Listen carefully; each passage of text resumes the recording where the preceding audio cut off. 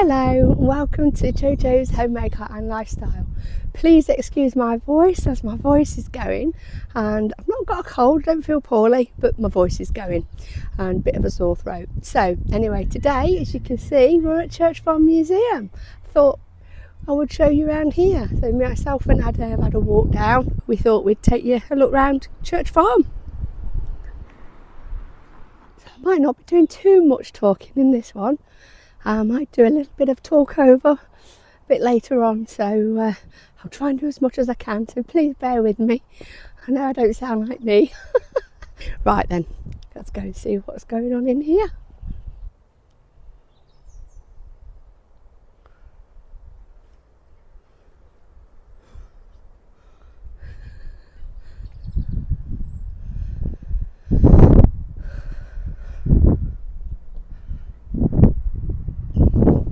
Looks like there's a few here as well today. There's a few cars in the car park. Not loads, probably all staff actually. Anyway, we'll soon see.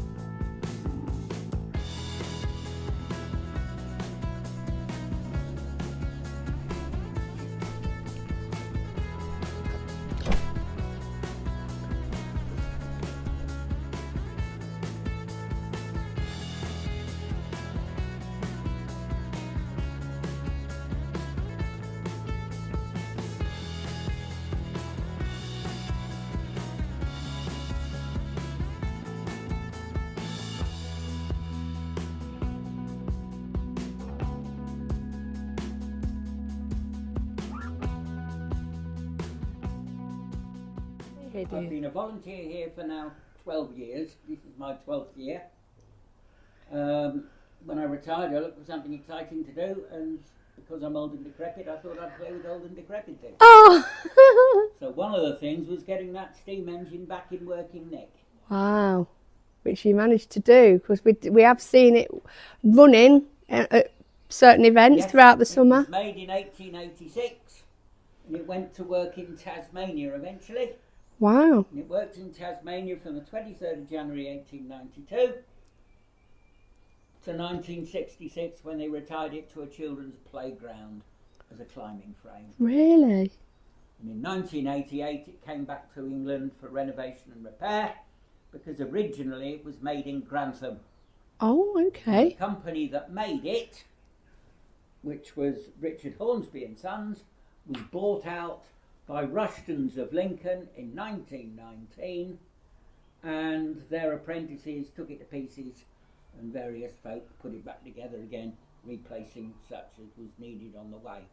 Wow. It last steamed up in the beginning of November, and when I finish cleaning it out and it's had its test, it'll be running hopefully by Easter. You're boiling 2 tons of water, and this one is unusual because it is wood powered, not coal powered. Oh, right, okay. Because it went to Tasmania, they knew that there wasn't any coal in Australia at that time, and Tasmania was a wooded island. Indeed, it is still 78% forest. Oh, okay. Or woodland anyway. And they burnt it on this. Wow. So before it went out to Tasmania, among other things, it had its main boiler deepened, or firebox deepened and lengthened slightly, so it will take a yard length of wood at a time. The colour one in the middle that you're looking at, with yellow wheels, that is the last picture of it taken in Tasmania after it came off the playground and before it was stuck on board ship and brought back to England. If you look behind you on the floor, you'll see 1 or 2 big spanners. Yes, there certainly are. Some of those I use on the engine, and I have taken it to pieces. You can see how plan on doing it too often. big next to my hand. Indeed, the oldest spanner I used was made in 1820, and it's behind you, sir, sticking out of that bucket. Here. Can you see that slip-jawed one? This? Yeah, if you want to pick it up. Okay. You want to pick that up? It's called a lockjaw. Okay. It's got a pin that you lock it tight onto the nut Yep, and then there. hammer it home.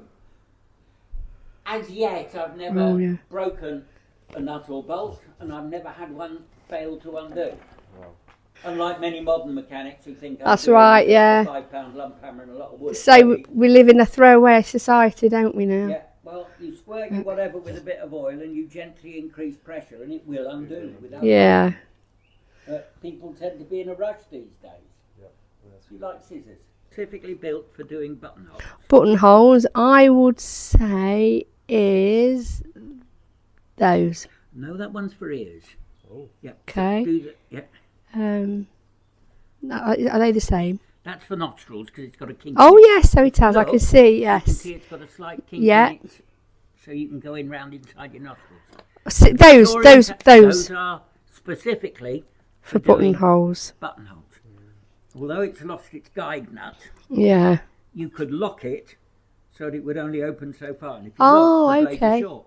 So if you lock that, you could guarantee your slice. Oh, that's really good. Do you know I did some buttonholes not long ago and I went too far. Now that is probably 1870-ish. Wow. Now these were made of hardened stainless steel, which were almost unknown in those days. Stainless steel was a brand new invention. Particular purposes. Yeah. They're rather fun. They're fabric, aren't they? Those are Fabric. dressmaker shears, yes. They are. They're shears, sheep in shears. I've seen those before. Can I have a play? Well, the point is, with that design and the way you hold it, you can do it forever without getting a blister. Yeah. You don't get tired. Oh, okay. Whereas you know, if you wear ordinary scissors for more than a few minutes. Yes. There is a version of these with 26-inch blades, which were used for napping, taking the nap off worsteds and things. Off of what, sorry? Worsted cloth, woolen cloth. Oh, okay. Oh, right. So you Well, nap it because you can get right close to the. Yeah. Which is why yeah. they're good for undressing sheep. Oh, well, thank you very much. You're Really more than appreciate that. Thank you. Been lovely. Yes, thank you. So this is the wood turner workshop. Where they used to do the woodwork many years ago. I'm sure many people recognise some of the tools. I remember using a plane at school.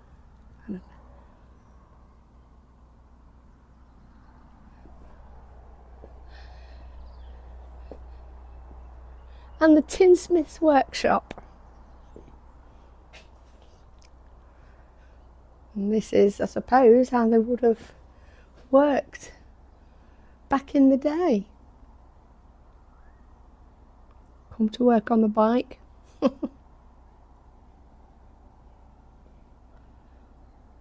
I was thinking, what would they have made? But I guess it's there what they would have made, like pots and lamps and things, jugs.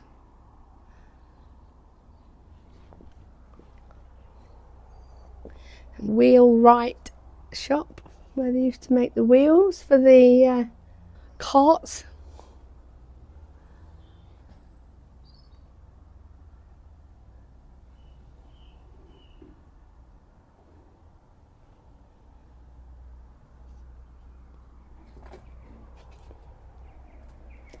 And this was also a big part of the wheel making, because this is what used to make the sphere for the wheel.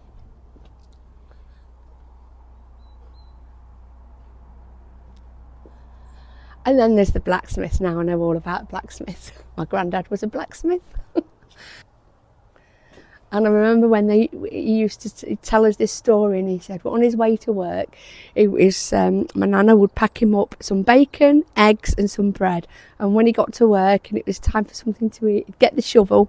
I'm sure he used to give it a clean, but he got the shovel, he put the bacon and the egg on the shovel and put it in the fire. And then he had a fresh bacon and egg sandwich. I remember that. He always used to like telling us that story. But so that's it, look. It must have been a very hot job, I must say, around the fire, especially in the summer. It was probably inviting in the winter when it was cold, but in the summer it'd have been not so pleasant.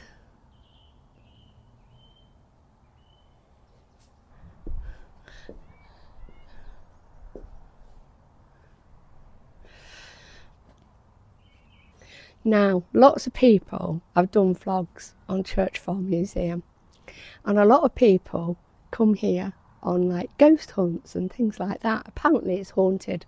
Now, I've been here many times and I have never witnessed anything. But after saying that, I have been in the house and I've just assumed there's been people in there. Whether there was or not, I guess we'll never know. But people do say that the house is haunted. So if we can go in there, we'll go in and we'll have a look around and see if we see anything. But to be honest, I've never seen anything and I've been in there many times. But hopefully we can get in there. They are doing some work, so I don't know if we can get in. The door is closed, but we'll go and have a look. This looks absolutely lovely in the summer. We have flowers out and the garden's beautiful and the trees are full of fruit. It's lovely. And we come to a steampunk event here actually once a year, and it's really good, and we'll be hopefully vlogging that as well. It's on 2 days, Saturday and Sunday. Can't remember what month it is now, but we'll definitely vlog one of the days. And it's really fun, it's lovely. Although actually last year it was still lovely, but it threw it down all day. So hopefully we'll be blessed with some sun this year.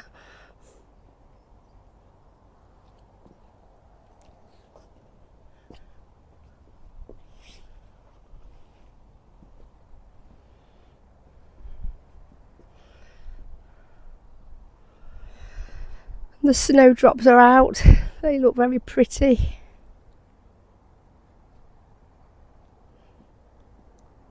Oh, they do look lovely around the trees.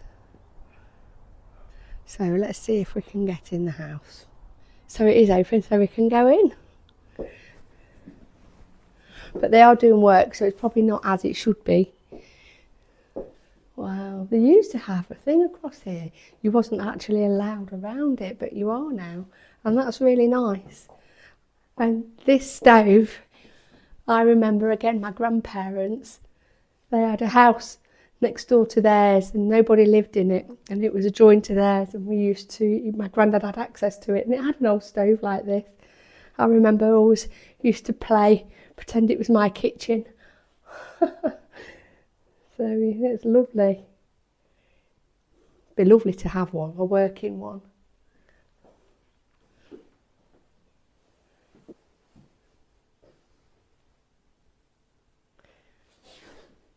And sometimes when they have events in, they have people sat in here working like they would have done. And quite often there's a lady sat in here making a rug. Obviously that's part done. Very, very clever. Make a nice rug actually. And that's what they used to use for cleaning the rugs. You just take them outside and bash them. Maybe the rugs and the blankets. You've got all your different sort of hoovers there through the ages.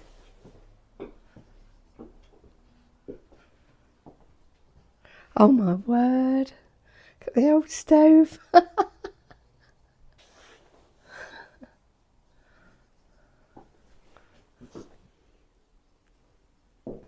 And then you've got what would have been, I think, the pantry, and they're all the I don't know the proper term for them, but they're what we used to make butter with.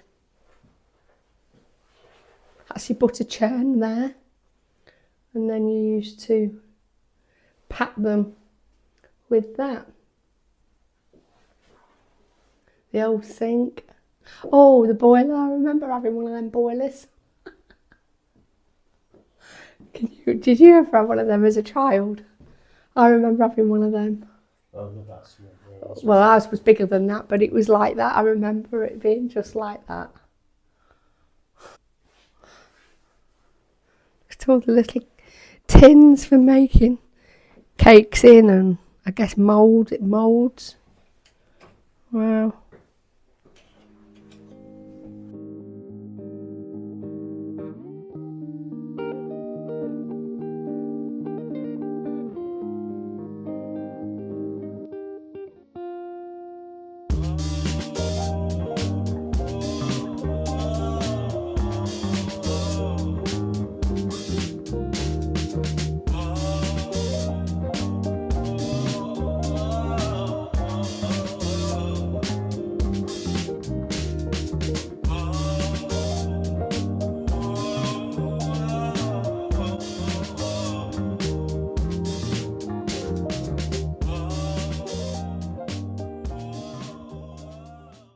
How lovely is that? Who remembers the tables being set up like this and rooms looking like this? Because I'm only in my 50s and I remember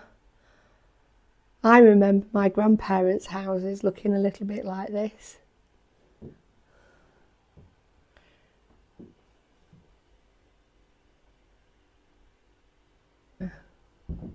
And that's the room we've just been in. And you've got these here.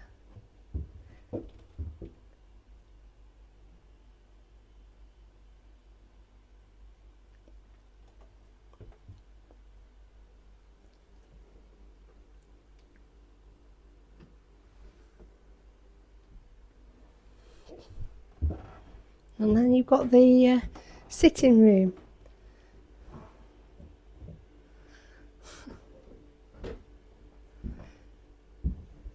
Now you could go upstairs, that's where you go upstairs, but that's closed because they're doing some work in there, but this is as far as we can go.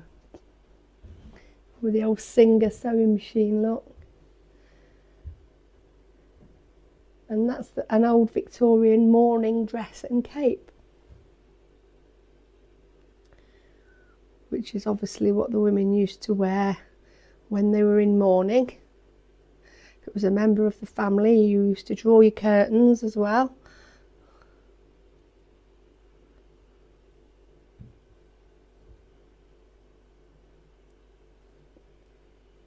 That's where they do the needlework over there, look.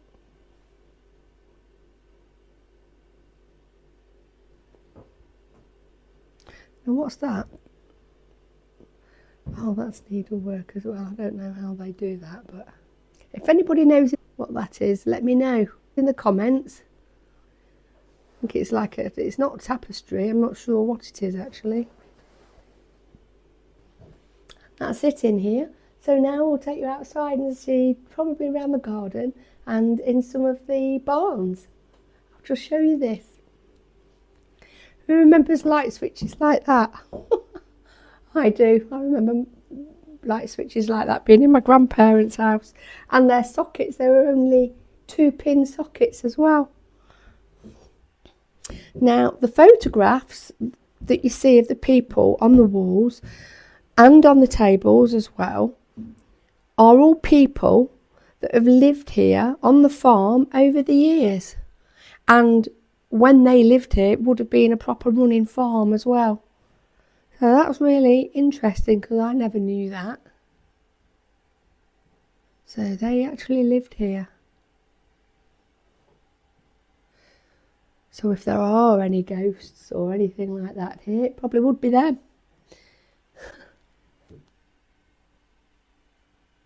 There you go.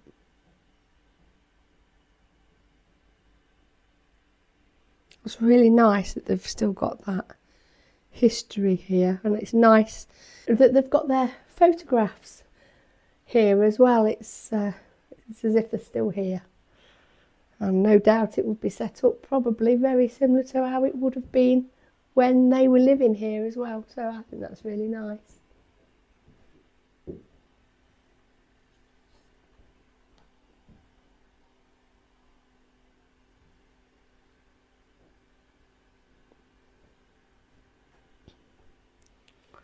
Right, let's go outside.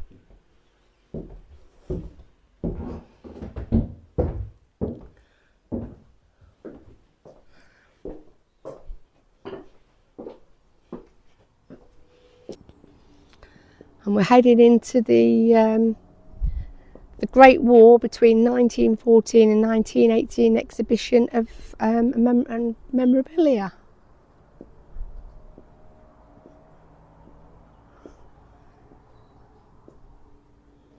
Although it looks more like farm equipment to me, actually. So they've probably had a change around.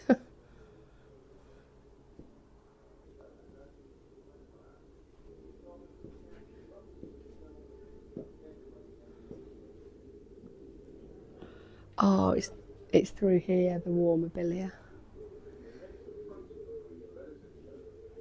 Oh, an incubator. Look, that's an old-fashioned incubator.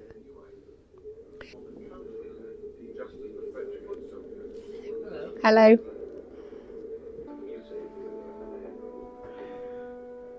This is all his own personal stuff. Their officers, or even a collapse in order. It was simply that the ordinary soldier was no longer willing to go on any more sacrificial advances. Staying mainly offensive. Petain was concerned that the Germans would take advantage of the French calling up the offensive. It's quite a collection you've got. Yeah, I spent 25-30 years collecting all of this. Wow. You don't see many First World War exhibitions. But, Everything First World War then? This is all First World War. 1914-18 war. Yeah. That's all the Second World War, as I say, through there. Yeah. Junior officers realized this latter was a triumph of skill. Some of the battles they fought, like the Battle of the Somme, went 441 days from the 1st of July. 1.2 million lives lost. British, Australian, A gain of about 11 kilometres.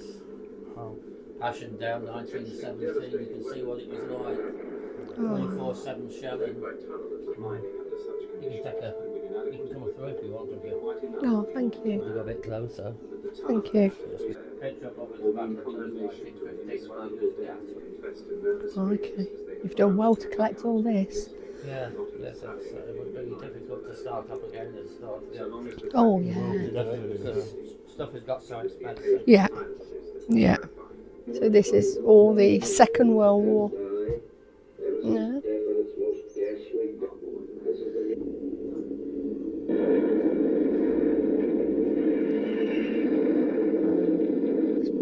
That's probably actual. That'll be actual radio footage, won't it?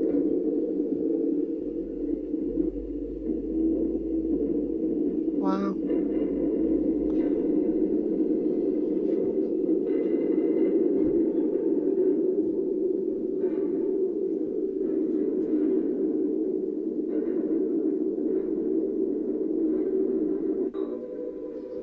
It's just 6 a.m. In this last hour of precious sleep, the strange new world finds peace and takes stock of the damage done. London has been hurt during the night. The ruins of its houses, upon those made homeless during the night, upon the remains of churches, hospitals.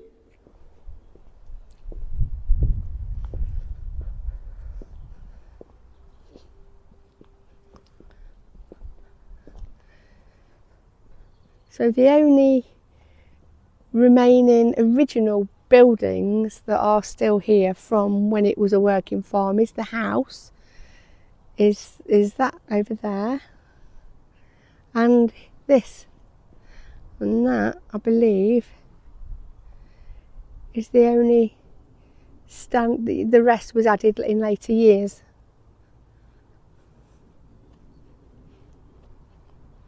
Although it's still been here for quite a long time, quite sure. Yeah. And then you've got the old cottage, the old mud thatched cottage.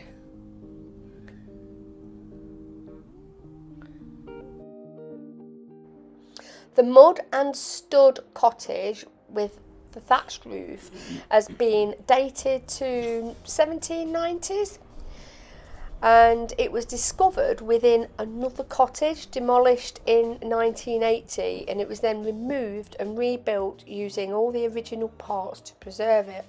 And it's absolutely lovely inside, as you can see here, the old fireplace, and you come through here, you've got your staircase there upstairs, which you can't go unfortunately, and then you've got, which I would have thought was probably a living room area here, and again with an open fire, a table and chairs. Look, we didn't have sofas in them days.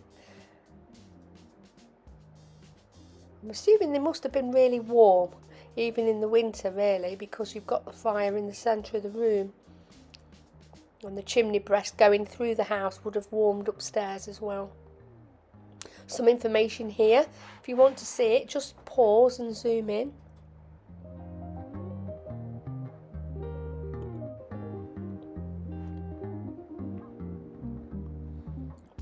You can see the little boots look in front of the fireplace. I'm sure it would have been a little bit more homely back in the time, as they would have had rugs on the floor and soft furnishings that they would have made, or on blankets on seats and things like that. And now we go outside to the garden.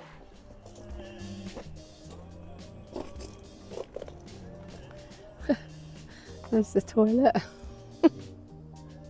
Oh, there's a little pigsty down there, look.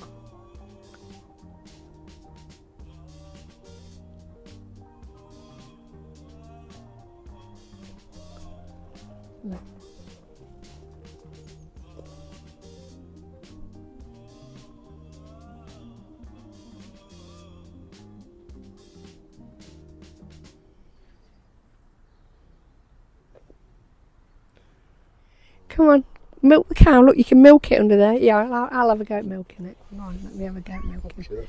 Let me have a go at milking the cow. Should still break. Oh, there's nothing in it. Oh, can you help me up? I can't get up. Please. Okay, now you know you're 55. Let's go for a coffee. We're just having a coffee now. And Ade is having a Bakewell tart with his coffee. Very nice it is too. So I hope you enjoyed that. We couldn't go around all of the house, but we went around some of it. I didn't see any ghostly activity either going on. But so here's to have coffee. We've already eaten, so we're not having breakfast or anything. So this is the menu if you want to see what they do. And apparently the food is really good here. There you go, look. And they do a wide range of everything. They do some nice Cornish pasties. Ade would have had one, but there was a bit of a wait today because it's out of season, so we've not got any already warmed.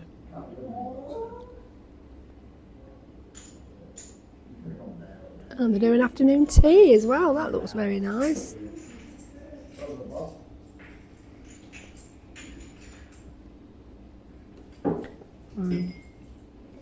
Just some information there, look. Thank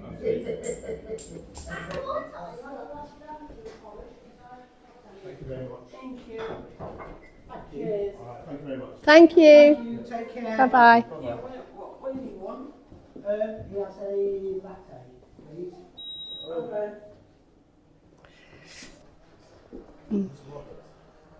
Or penny farthing.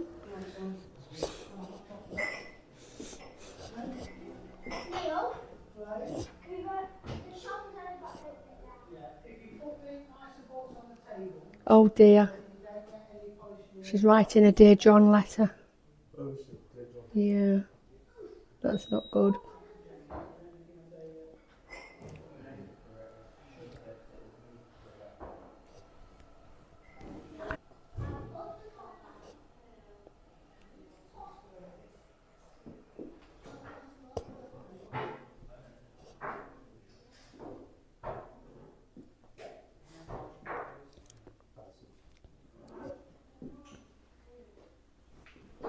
This is the shop area. Look at the old horse.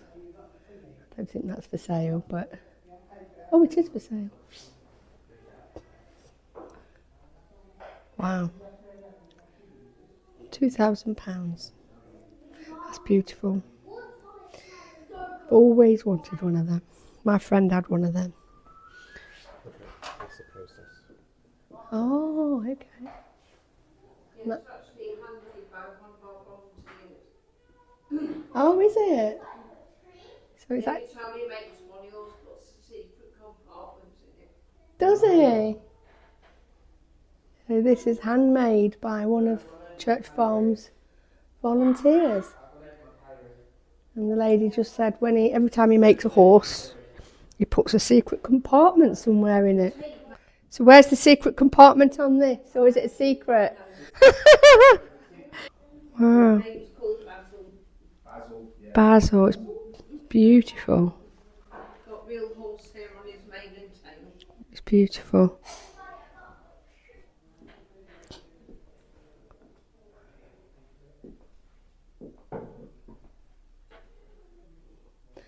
Jewellery looks like it's all handmade as well. Yeah, all the jewellery's handmade, all the wood is. And we've got fascinators in the cabinet across here that are all handmade. Oh. The rugs are handmade. If a lady comes in on a Sunday, she actually demonstrates the rug making. Oh, does she? Yeah. Oh. Oh, that's nice. They're nice. Little wool toys. The woolen toys. Yeah, they're lovely, aren't they? So thanks so much for joining us. I hope you enjoyed the look around Church Farm Museum. It was absolutely lovely. There was some places we weren't allowed to go because of the getting ready for the summer and everything. But the only days that they close is a Tuesday and a Thursday. And if you like the vlog and you've been here before, please visit TripAdvisor and just put a comment on there and a review if you have been before and you haven't been over to TripAdvisor, because they solely rely on that sort of thing and volunteer work and donations and things like that, which you can do when you're here. But if you could just pop over to TripAdvisor and leave a review there, that would be greatly appreciated by them. And thank you very much for joining me, and hope to see you and look forward to seeing you again next week. Please don't forget to like, share and subscribe, by the way. Yeah, and click that bell and then you'll be notified on other vlogs. So anyway, thanks again for joining me. See you next week. Bye.